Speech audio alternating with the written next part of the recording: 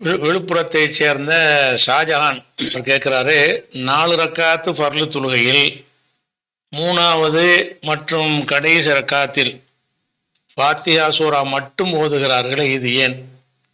துணை சூறா ஓதக்கூடாதா? ஆதாரத்தோடு விளக்கவும் அப்படின்னு கேட்டு, தொழுகையில் ஒவ்வொரு ரக்காத்துலையும் நம்ம என்ன செய்கிறோம்னு கேட்டால் அல்ஹம்து சூரா கண்டிப்பாக ஓதிடுவோம். முதல் 2 ரக்காத்தில் அல்ஹம்து சூறாவும் ஓதிவிட்டு மேற்கொண்டு ஒரு சூறா அல்லது ஒரு சூறாவுடைய ஒரு பகுதி, ஒரு 3 வசனங்கள் எதையாவது என்ன செய்வோம், ஓதணும். துணை சூறான்னு ஒன்று ஓதுறோம். பழக்கத்தில் எப்படி இருக்குன்னு கேட்டால் முதல் 2 ரக்காத்தில் தான் அந்த துணை சூறா ஓதுறாங்க. கடைசி 2 ரக்காத்தில் துணை சூறா வழக்கத்தில் ஓதுவது இல்லை, அல்ஹம்தோடு நிப்பாட்டிடுறாங்க. அது ஏன் அப்படி செய்கிறாங்க என்று கேட்குறாரு. முதல்ல என்னன்னு கேட்டால் ரசூல் ஸல்லல்லாஹு அலைஹி வஸல்லம் இதுக்கு எப்படி செஞ்சுருக்கிறாங்க என்பதை பார்த்தால் இந்த ஒரு ஹதீஸில் உங்களுக்கு இதுக்கான சட்டம் விளங்கிடும். இது முஸ்லீமில் வரக்கூடிய ஹதீஸு. அபூ சயீதுல் குத்ரி அறிவிக்கிறாங்க, நபி ஸல்லல்லாஹு அலைஹி வஸல்லம் அவர்கள் கான யக்ரவு ஃபி ஸலாத்தில் லுஹ்ரி, லுஹ்ர் தொழுகையில் அவர்கள் ஓதுவார்கள். ஃபிர் ரக்காத்தைனில் ஊலையைனி, முதல் 2 ரக்காத்துகளில் ஓதுவார்கள். ஃபீக்குள்ளி ரக்காத்தின், ஒவ்வொரு ரக்காத்திலையும் கத்ர சலாசீன் ஆயா, ஒரு 30 ஆயத்தின் அளவு ஓதுவார்கள். ஏன்னுட்டா லுஹரா இருக்கிறதுனால சத்தம் போட்டு ஓத மாட்டாங்கல்ல, அந்த நேரத்தை வச்சு கணக்கு பண்ணுறாரு இவர். இவ்வளோ நேரம் நிற்கிறாங்கன்னு சொன்னால் ஒரு 30 ஆயத்து இருக்கலாம்னு ஒரு கணிச்சு தான் சொல்கிறார். ஏன்டா சத்தம் போட்டு ஓதாத தொழுகை அது. அப்போ யக்ரோ ஃபி சலாத்தில் லுஹரி ஃபி ரக்காத்தைனில் ஊலையினி ஃபி குள்ளி ரக்காத்தின், முதல் 2 ரக்காத்துகளில் ஒவ்வொரு ரக்காத்துலையும் லுஹர் தொழுகையில் கத்ர சலாசீன் ஆயா, 30 வசனங்கள் அளவுக்கு ஓதுவார்கள். இது முதல் 2 ரக்காத்துக்கு. ஒஃபில் உஹுரையினி, பிந்தின 2 ரக்காத்துகளில் கத்ர ஹம்ச அஷரத்த ஆயா, 15 வசனங்கள் அளவுக்கு ஓதுவார்கள். 15 வசனம் அளவுக்கு ஓதுற நேரம் அளவுக்கு ஓதுவார்கள் வருது. அப்போ அல்ஹம்து சூராவுக்கு எத்தனை வசனம்? 7 வசனம். அப்போ 15 ஓதிருக்கிறாங்க. முதல் 2 ரக்காத்தில் 30 வசனம் ஓதிருக்கிறாங்கன்னு கேட்டால் அல்ஹம்தை கழிச்சிட்டு பார்த்தீங்கன்னா ஒரு 23 வசனம் வருது.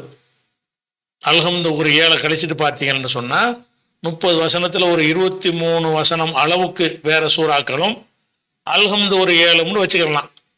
அல்ல அல்ஹம்தை கழிச்சிட்டு கூட ஒரு சொல்கிறாருன்னு தெரியல, 2 விதமாக எடுத்துக்கொள்ளலாம். அது 2வது ரக்காத்திற்குள்ள, அதாவது 3வது 4வது ரக்காத்துகள், கடைசி 2 ரக்காத்து, அதுலேயும் என்ன ஓதுவாங்கன்னு கேட்டால் 15 வசனம் அளவுக்கு ஓதுவார்கள். 15 வசனம் ஓதுவார் என்று சொன்னாலும் அதில் என்ன வழங்குதுன்னு கேட்டால் அல்ஹம்து மட்டும் ஓதலைன்னு வழங்குது. அல்ஹம்து மட்டும் ஓதுனா 7 வசனம் தான் வரும், 15 வசனம் நேரம் வருது. அதுலேயும் அல்ஹம்தை கழிச்சிட்டான்னு தெரியல, அல்ஹம்து போக 15ன்னு வச்சுக்கிட்டீங்கன்னா 15 ஓதுனாங்கன்னு துணை சூறா ஓதிருக்காங்கன்னு வழங்குறது. சரி, அல்ஹம்தையும் சேர்த்து வச்சுக்கிட்டா கூட அல்ஹம்துக்கு மொத்தமாக 7 வசனம் தானே, 15 ஓதுறாங்கன்னா 8 கூட ஓதிருக்காங்கல்ல, 7 வசனம் அல்ஹம்து போச்சுன்னு சொன்னால் மேற்கொண்டு ஒரு 8 வசனம் ஓதுறாங்க பிந்திய 2 ரக்காத்தில். அப்போ நபி ஸல்லல்லாஹு அலைஹி வஸல்லம் அவர்கள் முந்தின 2லையும் ஓதிருக்கிறாங்க, பிந்தின 2லையும் ஓதிருக்கிறாங்க. ஆனால் முந்திய 2ஐ விட பிந்திய 2இல் கொஞ்சம் கம்மி. அதில் 30னா இதில் 15 பெருசு, அந்த அளவை குறைச்சிடுறாங்க. முதல் 2 ரக்காத்து 30 வசனம் அளவு கொஞ்சம் பெரிய ரக்காத்தாக இருக்கும். பிந்திய 2 ரக்காத்து என்பது 15 வசனம் அளவுக்கு கொஞ்சம் கம்மியாக இருக்கும். இது லுஹருக்கு. அசருக்கு வரும்போது எப்படி வருதுன்னு கேட்டால் ஃபில் அசரி, அசர் தொழுகையில் ஃபில் ரக்காத்தின் ஊலையினி, முதல் 2 ரக்காத்தில் கதிர கிராத்தி ஹம்ஸ் அஷராயா, 15 வசனம் அளவுக்கு ஓதுவார்கள். முதல் 2ல் 15 அளவுக்கு ஓதுவார்கள். ஒஃபில் உஹுரையினி, பிந்தின 2 ரக்காத்தில் கதிர நிஸ்மிதாலிக்க, அந்த 15ல் பாதி ஓதுவார்கள், பாதி அளவுக்கு ஓதுவார்கள். ஒரு 15னா 7 வரும். அப்போ அல்ஹம்து மட்டும் ஓதுனாங்கன்னு இதுக்கு அர்த்தம் எடுத்துக்கலாம். அல்ல அல்ஹம்து போக ஓதினார்கள் வச்சுக்கிட்டீங்கன்னா அல்ஹம்து போக ஒரு 7 ஆயத்து ஓதிருக்கிறாங்கன்னு வருது.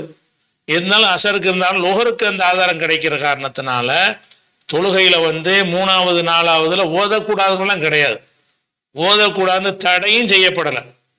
அதாவது முதல் 2 ரக்காத்தில் தான் நீங்கள் துணை சூறா ஓத வேண்டும் பிந்திய இரண்டில் ஓதக்கூடாது அப்படிங்கிற மாதிரி எந்த ஒரு தடை உத்தரவும் இல்லை, நம்மளா விளங்கி கொள்ளக்கூடியது தான். அப்போ இதுலேருந்து விளங்கி கொள்வது என்னன்னு கேட்டால், பிந்திய ரக்காத்திலையும் ஓதுதல் உண்டு, அல்ஹம்து மாத்திரம் இல்லாமல் இன்னொரு சூறா ஓதக்கூடியது இருக்கிறது என்று இந்த முஸ்லிம் ஹதீஸில் இருந்து என்ன செய்யலாம், விளங்கி கொள்ளலாம்.